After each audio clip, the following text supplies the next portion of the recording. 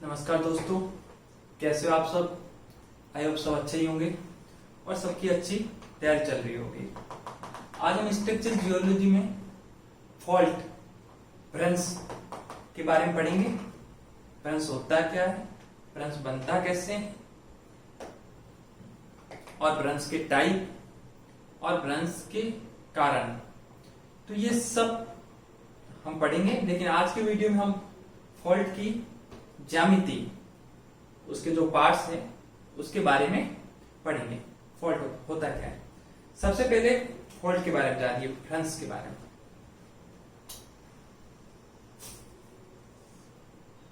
कोई भी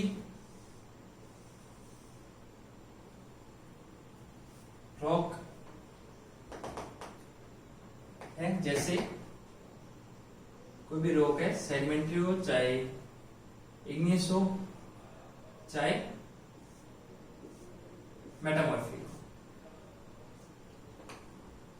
इनमें फ्रैक्चर डेवलप होता है किसी वजह से, या टेंसाइल की वजह से, या शियर फोर्सेस की वजह से, या टेक्टोनिक एक्टिविटी की वजह से, किसी भी वजह से अगर फ्रैक्चर डेवलप होता है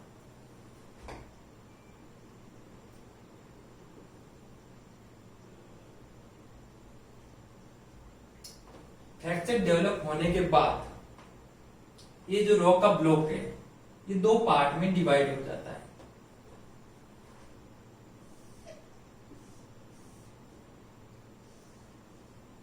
और दो पार्ट में डिवाइड होके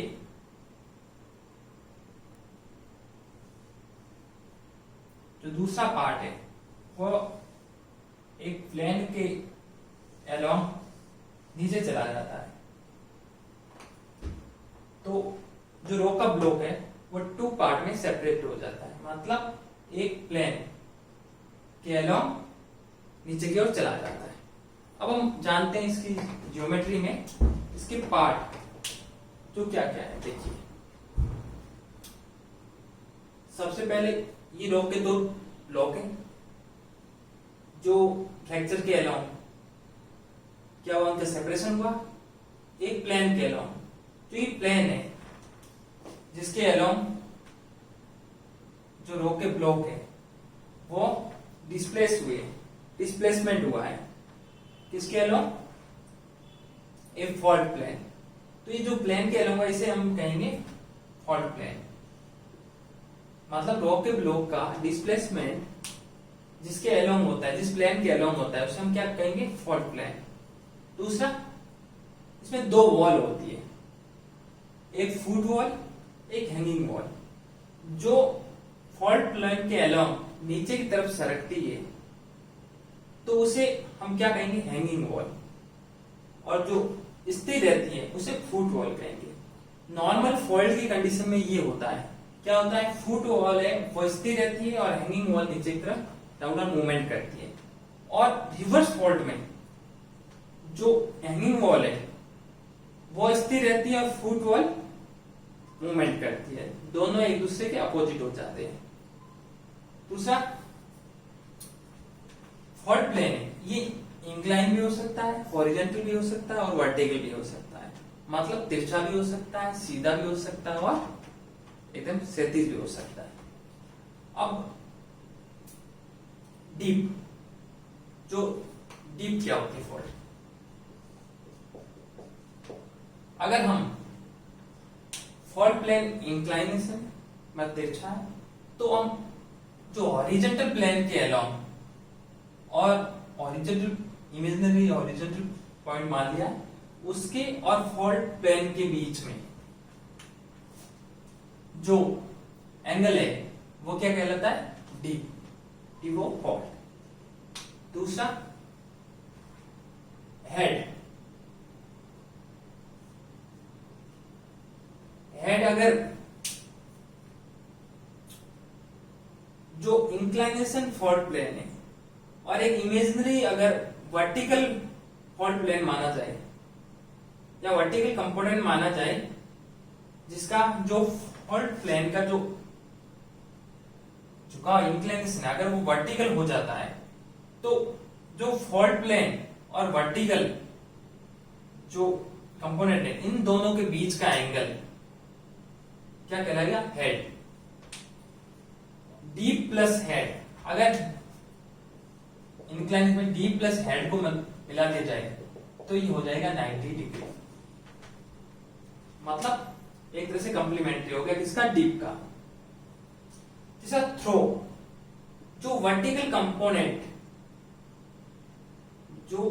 कंपोनेंट अगर माना जाए किसके थ्रू, जो इंक्लाइनेशन फॉल्ट प्लेन है, जो इंक्लाइन फॉल्ट प्लेन है, अगर ये वर्टिकल होता, अगर कॉमन सामान्य लैंग्वेज में देखा जाए, अगर इसे वर्टिकल माना जाए मतलब जो इंक्लाइनेशन वो क्या हो जाए, 0, तो जो ये है या फिर जो डीप एंगल है वो क्या हो जाए 90 डिग्री, तो ये क्या कहलाएगा, थ्रो। और जो fault plane, inclination fault plane और जो थ्रो है, इन दोनों के बीच की डिस्टेंस, मतलब इंक्लाइनेशन का जो गैप है और वर्टिकल जो कंपोनेंट है, इन दोनों के बीच की दूरी क्या कहलाएगी, ह्यूज। ऐसे समझना है तो ये समझिए, जैसे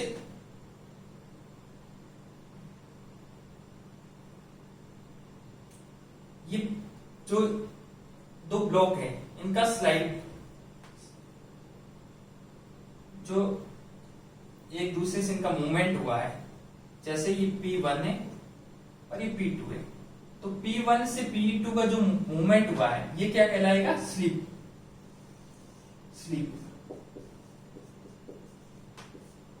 मतलब एक तरह से खिसकाव। Footwall, hanging wall, throw, heave, hade, dip, slip, fault plane, ये सब फॉल्ट की ज्यामिति में आते हैं। मतलब एक तरह से देखा जाए, वापस इसे इस तरह समझिए,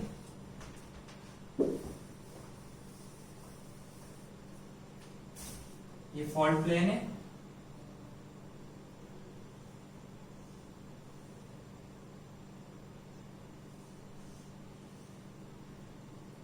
ये फुटवॉल, हैंगिंग वॉल,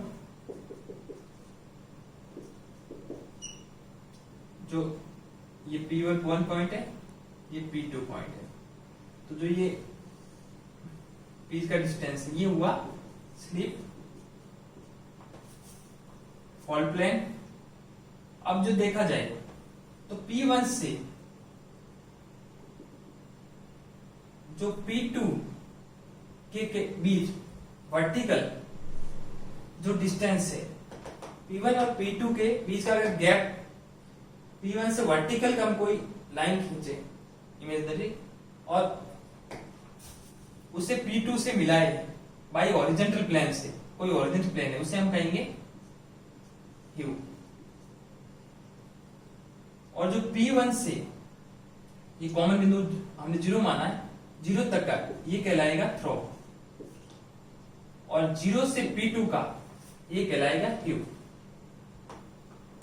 और डीप जो हॉरिजॉन्टल प्लेन है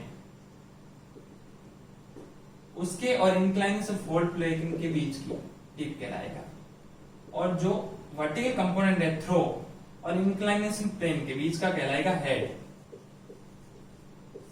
मतलब डीप और हेड इक्वल टू 90 डिग्री। ये फॉल्ट की ज्यामिति।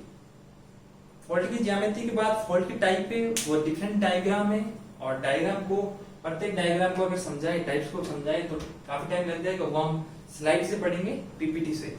तो मैं नेक्स्ट वीडियो में पीपीटी डालूंगा, फिर मैं फॉल्ट की ज्योमेट्री कराऊंगा, फिर फॉल्ट का क्लासिफिकेशन बाय पीपीटी। उसके बाद हम धीरे धीरे, जो मुझे लगा कि ज्यादा टाइम हमारे पास है नहीं, जो ज्यादा टाइम हमारा बचाए, जो डायग्राम, क्योंकि डायग्राम बनाने में टाइम लगता है, और डायग्राम को पर्टिकुलर 3D डायग्राम बोर्ड पे बनाने में काफी टाइम लगेगा, और उसे समझाने में भी काफी टाइम लगेगा। तो हम बेटर नेक्स्ट वीडियो में आगे करेंगे।